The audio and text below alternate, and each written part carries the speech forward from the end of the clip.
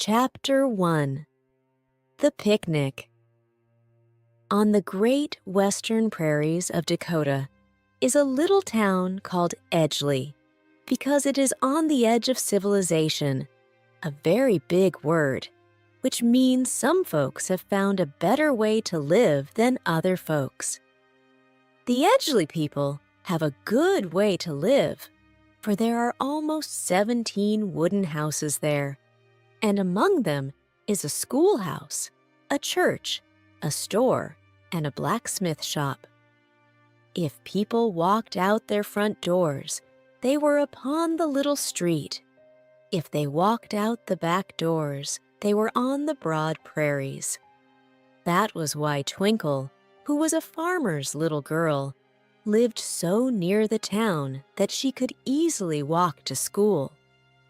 She was a pretty, rosy-cheeked little thing with long, fluffy hair and big, round eyes that everybody smiled into when they saw them. It was hard to keep that fluffy hair from getting tangled, so Mama used to tie it in the back with a big, broad ribbon. And Twinkle wore calico slips for school days and gingham dresses when she wanted to dress up or look especially nice. And to keep the sun from spotting her face with freckles, she wore sunbonnets made of the same goods as her dresses. Twinkle's best chum was a little boy called Chubbins, who was the only child of the tired-faced schoolteacher. Chubbins was about as old as Twinkle, but he wasn't so tall and slender for his age as she was, being short and rather fat. The hair on his little round head was cut close, and he usually wore a shirtwaist and knickers, with a wide straw hat on the back of his head. Chubbins' face was very solemn. He never said many words when grown folks were around, but he could talk fast enough when he and Twinkle were playing together alone. Well, one Saturday, the school had a picnic, and Twinkle and Chubbins both went.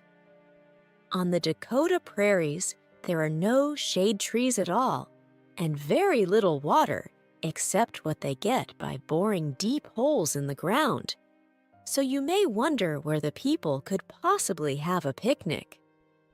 But about 3 miles from the town, a little stream of water, which they called a river, but we would call only a brook, ran slow and muddy across the prairie, and where the road crossed it, a flat bridge had been built. If you climbed down the banks of the river, you would find a nice, shady place under the wooden bridge. And so here it was that the picnics were held.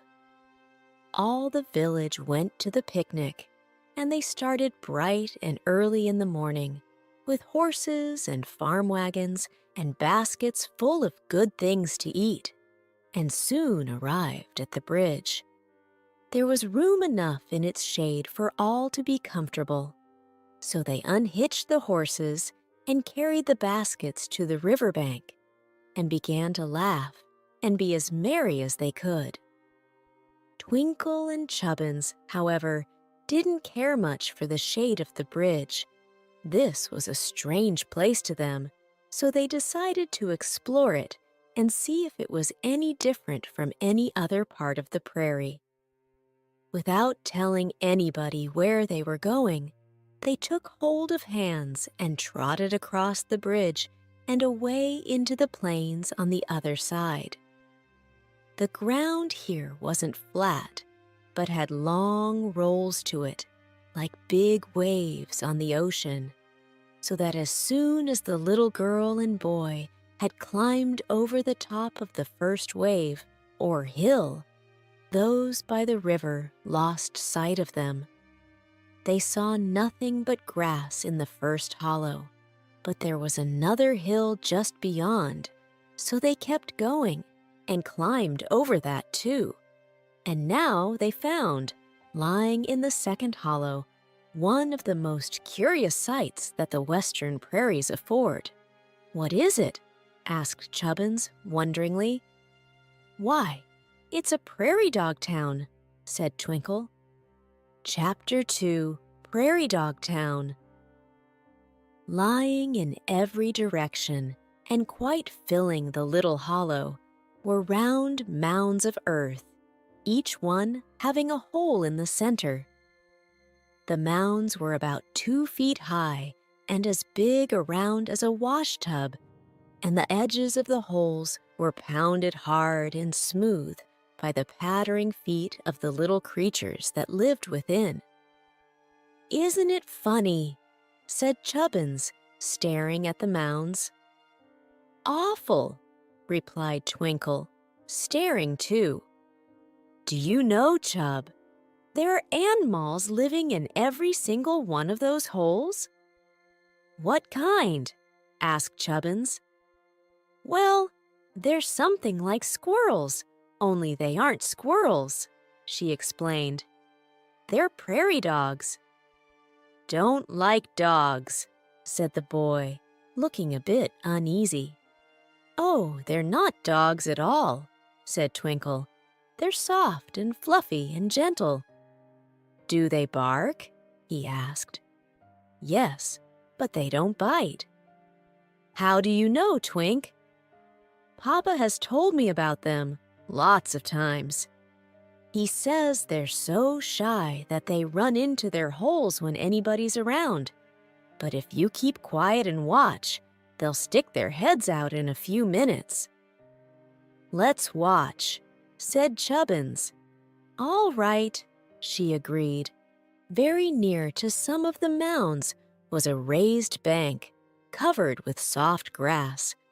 So the children stole softly up to this bank and lay down upon it in such a way that their heads just stuck over the top of it, while their bodies were hidden from the eyes of any of the folks of Prairie Dog Town.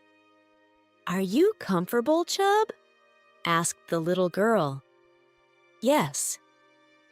"Then lie still and don't talk, and keep your eyes open, and perhaps the animals will stick their heads up." "All right," says Chubbins. So they kept quiet and waited, and it seemed a long time to both the boy and the girl before a soft, furry head popped out of a nearby hole, and 2 big, gentle brown eyes looked at them curiously. Chapter 3, Mr. Bowko, the Mayor. "Dear me," said the prairie dog, speaking almost in a whisper.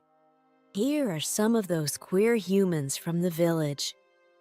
"Let me see, let me see," cried 2 shrill little voices, and the wee heads of 2 small creatures popped out of the hole and fixed their bright eyes upon the heads of Twinkle and Chubbins. "Go down at once," said the mother prairie dog. "Do you want to get hurt, you naughty little things?" "Oh, they won't get hurt," said another deeper voice, and the children turned their eyes toward a second mound, on top of which sat a plump prairie dog, whose reddish fur was tipped with white on the end of each hair. He seemed to be quite old, or at least well along in years, and he had a wise and thoughtful look on his face. "They're humans," said the mother. "True enough, but they're only human children and wouldn't hurt your little ones for the world," the old one said. "That's so," called Twinkle. "All we want is to get acquainted." "Why, in that case," replied the old prairie dog, "you are very welcome in our town, and we're glad to see you." "Thank you," said Twinkle gratefully. It didn't occur to her just then that it was wonderful to be talking to the little prairie dogs just as if they were people. It seemed very natural they should speak with each other and be friendly.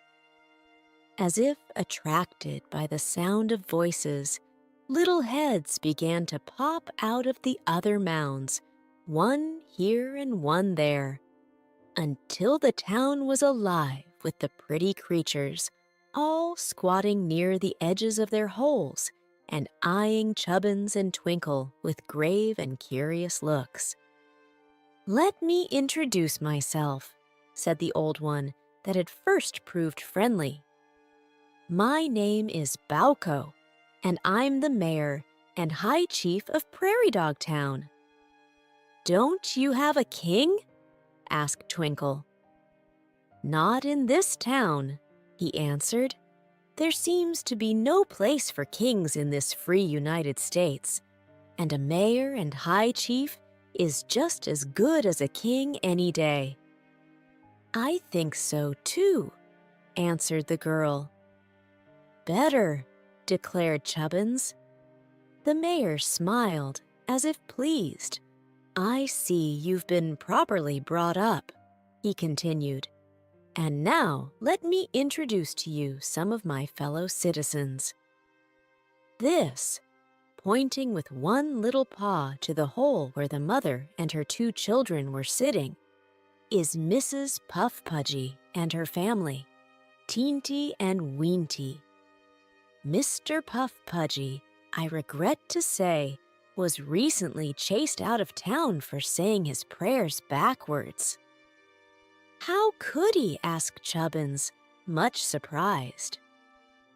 "He was always contrary," answered the mayor with a sigh, "and wouldn't do things the same way that others did. His good wife, Mrs. Puff Pudgy, had to scold him all day long, so we finally made him leave the town, and I don't know where he's gone to." "Won't he be sorry not to have his little children anymore?" asked Twinkle regretfully. "I suppose so, but if people are contrary and won't behave, they must take the consequences. This is Mr. Chuckledorf," continued the mayor, and a very fat prairie dog bowed to them most politely. "And here is Mrs. Fuzzcomb, and Mrs. Chatterby, and Mr. Sneesley, and Dr. Dosem." All these folks bowed gravely and politely, and Chubbins and Twinkle bobbed their heads in return until their necks ached, for it seemed as if the mayor would never get through introducing the hundreds of prairie dogs that were squatting around. "I'll never be able to tell one from the other," whispered the girl, "'cause they all look exactly alike." "Some of 'em's fatter," observed Chubbins, "but I don't know which." Chapter 4, Presto Digi, the Magician. "And now, if you like, we will be pleased to have you visit some of our houses," said Mr. Bauco, the mayor, in a friendly tone. "But we can't," exclaimed Twinkle. "We're too big." And she got up and sat down upon the bank to show him how big she really was when compared with the prairie dogs. "Oh, that doesn't matter in the least," the mayor replied. "I'll have Presto Digi, our magician, reduce you to our size." "Can he?" asked Twinkle doubtfully. "Our magician can do anything," declared the mayor. Then he sat up and put both his front paws to his mouth and made a curious sound that was something like a bark and something like a whistle, but not exactly like either one. Then everybody waited in silence until a queer old prairie dog slowly put his head out of a big mound near the center of the village. "Good morning, Mr. Presto Digi," said the mayor. "Morning," answered the magician, blinking his eyes as if he had just awakened from sleep. Twinkle nearly laughed at this scrawny, skinny personage, But by good fortune, for she didn't wish to offend him, she kept her face straight and did not even smile. "We have 2 guests here this morning," continued the mayor, addressing the magician, "who are a little too large to get into our houses. So, as they are invited to stay to luncheon, it would please us all if you would kindly reduce them to fit our underground rooms." "Is that all you want?" asked Mr. Presto Digi, bobbing his head at the children. "It seems to me a great deal," answered Twinkle. "I'm afraid you never could do it." "Wow!" said the magician in a scornful voice that was almost a bark. "I can do that with 1 paw. Come here to me, and don't step on any of our mounds while you're so big and clumsy." So Twinkle and Chubbins got up and walked slowly toward the magician, taking great care where they stepped. Teenty and Weenty were frightened and ducked their heads with little squeals as the big children passed their mound. But they bobbed up again the next moment, being curious to see what would happen. When the boy and girl stopped before Mr. Presto Digi's mound, he began waving one of his thin, scraggy paws, and at the same time made a gurgling noise that was deep down in his throat. And his eyes rolled and twisted around in a very odd way. Neither Twinkle nor Chubbins felt any effect from the magic, nor any different from ordinary, but they knew they were growing smaller because their eyes were getting closer to the magician. "Is that enough?" asked Mr. Presto after a while. "Just a little more, please," replied the mayor. "I don't want them to bump their heads against the doorways." So the magician again waved his paw and chuckled and gurgled and blinked, until Twinkle suddenly found she had to look up at him as he squatted on his mound. "Stop!" she screamed. "If you keep on, we won't be anything at all." "You're just about the right size," said the mayor, looking them over with much pleasure. And when the girl turned around, she found Mr. Bowco and Mrs. Puff Pudgy standing beside her, and she could easily see that Chubbins was no bigger than they, and she was no bigger than Chubbins. "Kindly follow me," said Mrs. Puff Pudgy, "for my little darlings are anxious to make your acquaintance, and as I was the first to discover you, you are to be my guests first of all, and afterward go to the mayor's to luncheon." Chapter 5: The Home of the Puff Pudgies. So Twinkle and Chubbins, still holding hands, trotted along to the Puff Pudgy mound, and it was strange how rough the ground now seemed to their tiny feet. They climbed up the slope of the mound rather clumsily, and when they came to the hole, it seemed to them as big as a well. Then they saw that it wasn't a deep hole, but a sort of tunnel leading downhill into the mound, and Twinkle knew, if they were careful, they were not likely to slip or tumble down. Mrs. Puff Pudgy popped into the hole like a flash, for she was used to it, and waited just below the opening to guide them. So Twinkle slipped down to the floor of the tunnel, and Chubbins followed close after her, and then they began to go downward. "It's a little dark right here," said Mrs. Puff Pudgy, "but I've ordered the maid to light the candles for you, so you'll see well enough when you're in the rooms." "Thank you," said Twinkle, walking along the hall and feeling her way by keeping her hand upon the smooth sides of the passage. I hope you won't go to any trouble or put on airs just because we've come to visit you." "If I do," replied Mrs. Puffy Pudgy, "it's because I know the right way to treat company. We've always belonged to the 400, you know. Some folks never know what to do or how to do it, but that isn't the way with the Puff Pudgies.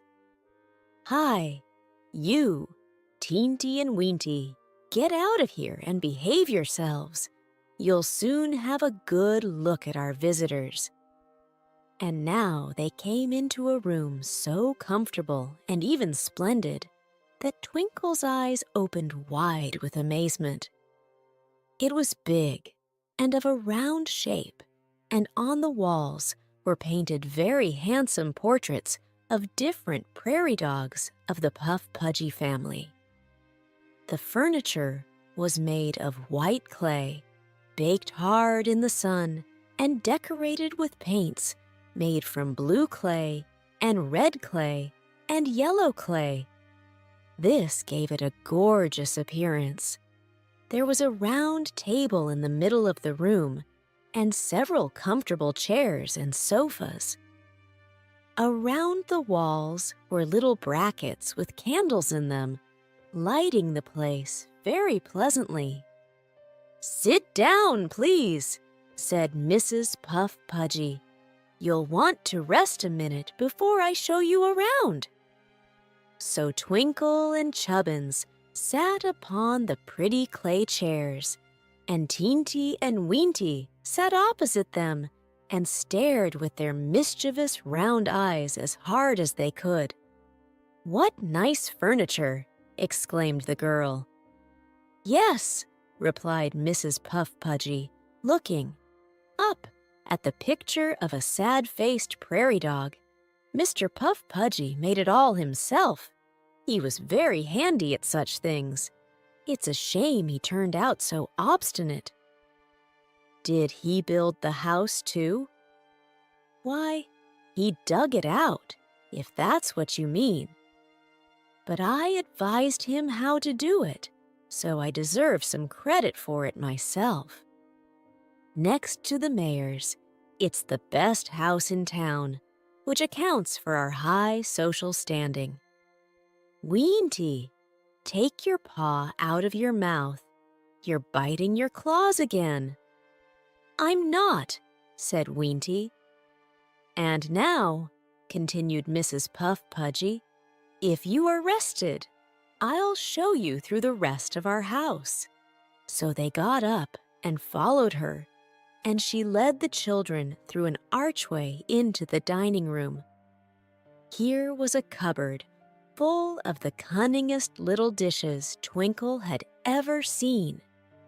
They were all made of clay, baked hard in the sun, and were of graceful shapes and nearly as smooth and perfect as our own dishes.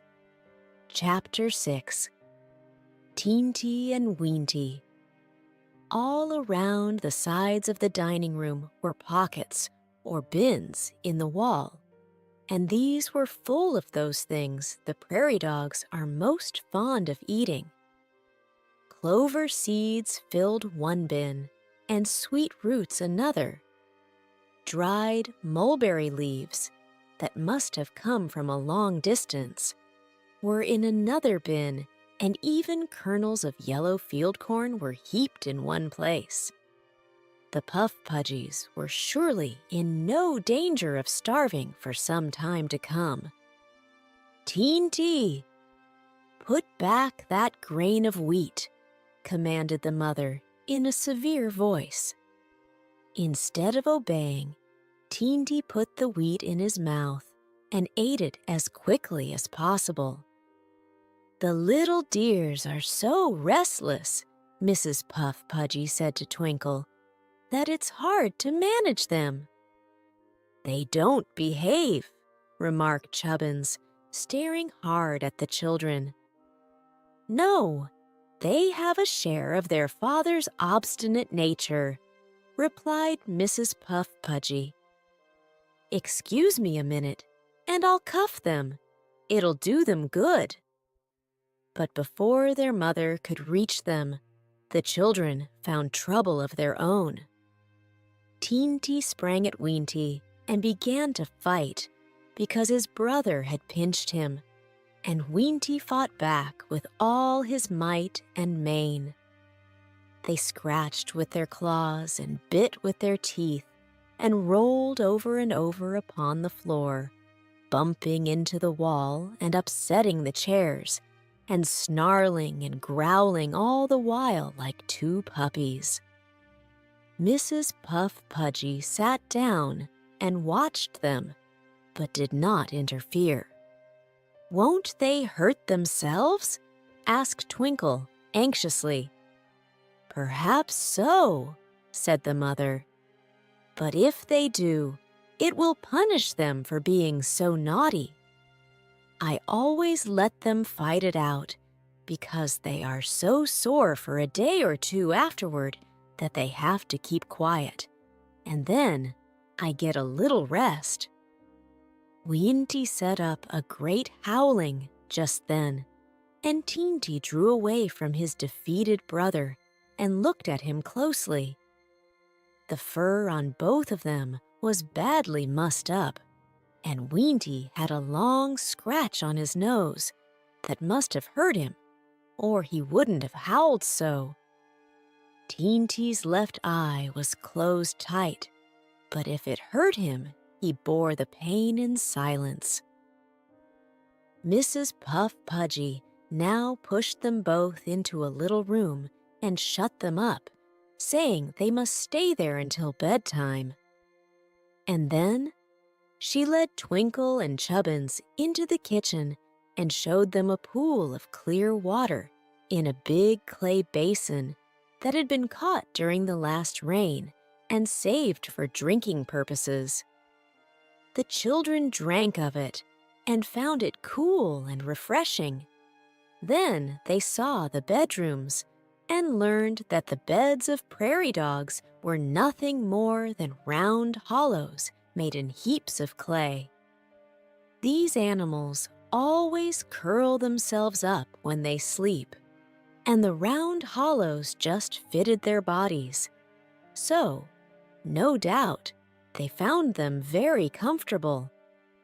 There were several bedrooms, for the Puff Pudgy house was really very large.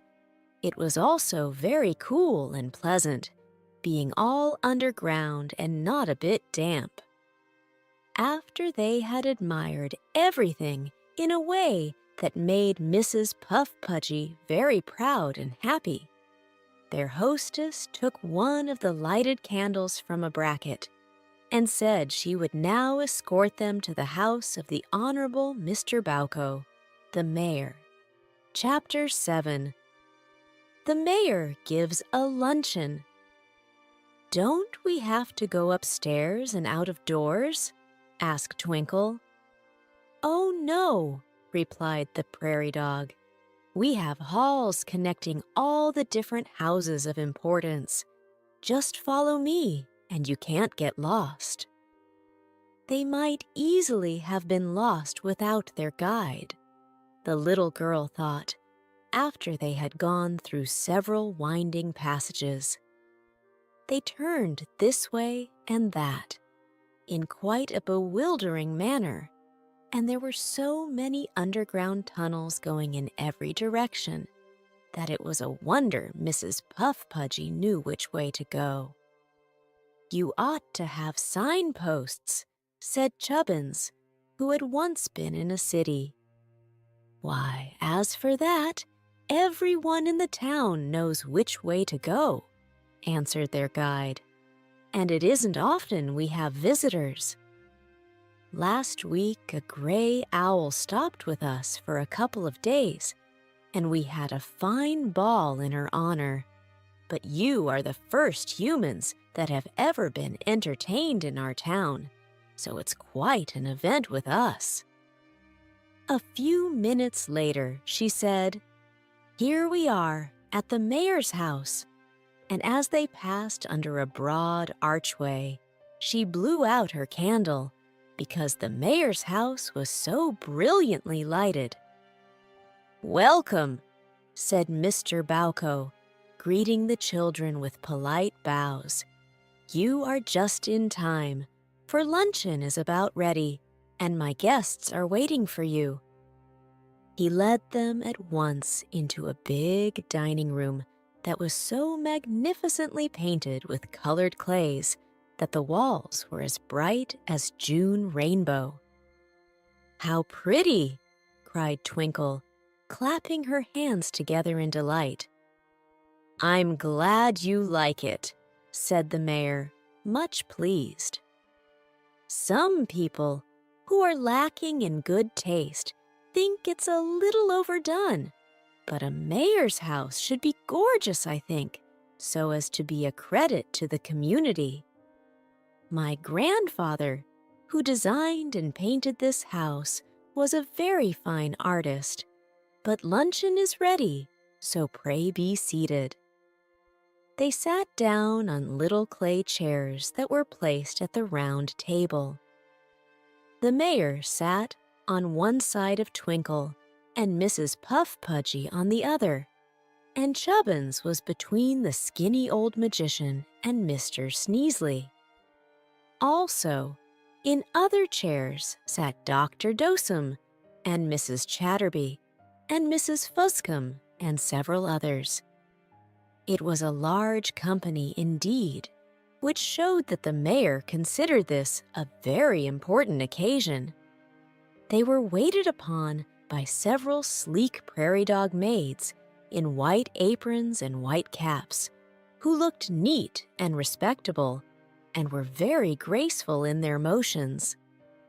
Neither Twinkle nor Chubbins was very hungry, but they were curious to know what kind of food the prairie dogs ate, so they watched carefully when the different dishes were passed around. Only grains and vegetables were used, for prairie dogs do not eat meat. There was a milkweed soup at first, and then yellow corn, boiled and sliced thin. Afterward, they had a salad of thistle leaves and some bread made of barley. The dessert was a dish of the sweet dark honey made by prairie bees and some cakes flavored with sweet and spicy roots that only prairie dogs know how to find. The children tasted of several dishes just to show their politeness, but they couldn't eat much. Chubbins spent most of his time watching Mr. Presto Digi, who ate up PG 55, PG 56, everything that was near him, and seemed to be as hungry after the luncheon as he had been before. Mrs. Puff Pudgy talked so much about the social standing and dignity of the Puff Pudgies that she couldn't find time to eat much, although she asked for the recipe of the milkweed soup. But most of the others present paid strict attention to the meal and ate with very good appetites. End Chapter 7. Chapter 8. On Top of the Earth Again. Afterward, they all went into the big drawing room, where Mrs. Fuscum sang a song for them in a very shrill voice, and Mr. Sneezeley and Mrs. Chatterby danced a graceful minuet that was much admired by all present. "We ought to be going home," said Twinkle, after this entertainment was over. "I'm afraid our folks will worry about us." "We regret to part with you," replied the mayor, "but if you really think you ought to go, we will not be so impolite as to urge you to stay. You'll find we have excellent manners," added Mrs. Puff Pudgy. "I want to get big again," said Chubbins. "Very well. Please step this way," said the mayor. So they all followed him through a long passage until they began to go upward, as if climbing a hill. And then a gleam of daylight showed just ahead of them, and a few more steps brought them to the hole in the middle of the mound. The mayor and Mrs. Puff Pudgy jumped up first, and then they helped Twinkle and Chubbins to scramble out. The strong sunlight made them blink their eyes for a time, but when they were able to look around, they found one or more heads of prairie dogs sticking from every mound. "Now, Mr. Presto DG," said the mayor when all the party were standing on the ground, "please enlarge our friends to their natural sizes again." "That is very easy," said the magician with a sigh. "I really wish, Mr. Mayor, that you would find something for me to do that is difficult." "I will, sometime," promised the mayor. "Just now, this is all I can require of you." So the magician waved his paw and gurgled, much in the same way he had done before, and Twinkle and Chubbins began to grow and swell out until they were as large as ever, and the prairie dogs again seemed very small beside them. "Goodbye," said the little girl, "and thank you all very much for your kindness to us." "Goodbye," answered a chorus of small voices, and then all the prairie dogs popped into their holes and quickly disappeared. Twinkle and Chubbins found they were sitting on the green bank again at the edge of Prairie Dog Town. "Do you think we've been asleep, Chub?" asked the girl. "Course not," replied Chubbins with a big yawn. "It's easy enough to know that, Twink, 'cause I'm sleepy now,